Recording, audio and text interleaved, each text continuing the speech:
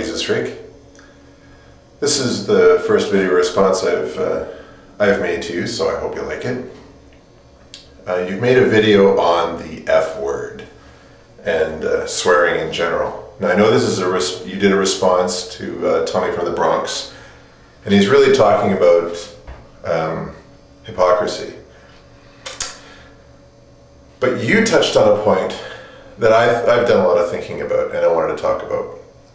And that is the point of swearing and how evil it is. I first started thinking about this because my ex-wife is, she's a Mormon, which, as I'm sure you can imagine, being married to an atheist made for some awkward situations. But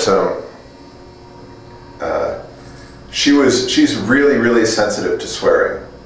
And the whole language issue became, well, that wasn't really the big thing between us, but that was certainly a thing between us.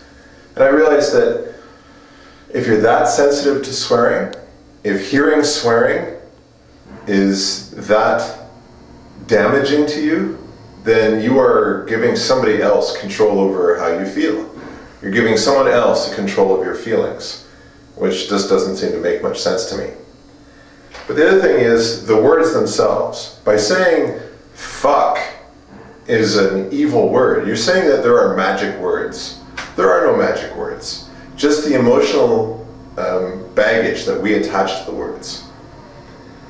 There's words that we think of today as ludicrous, but at some point, not too distant past, they were actually very potent or powerful words. Gadzooks, for example. Gadzooks is actually a contraction of God's hooks. In other words, the nails in Jesus' hands and feet. So Gadzooks was actually a very profane, blasphemic kind of curse, or had strong religious overtones. And now it's silly. If someone says Gadzooks, they just sound silly. Now the thing is it silly or is it profane? And does it matter?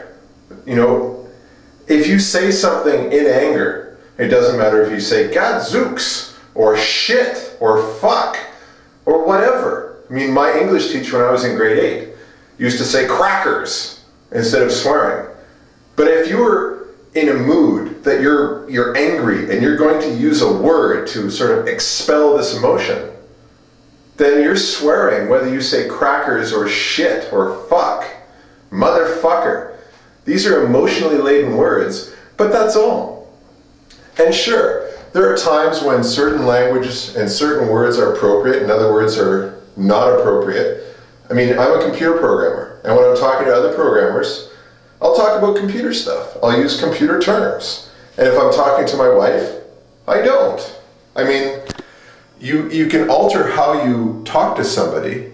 You can adjust your speech patterns to your audience and use appropriate terms.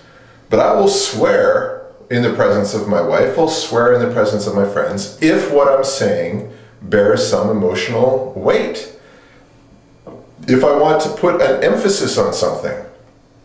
Well, sorry, this thing was fucking huge.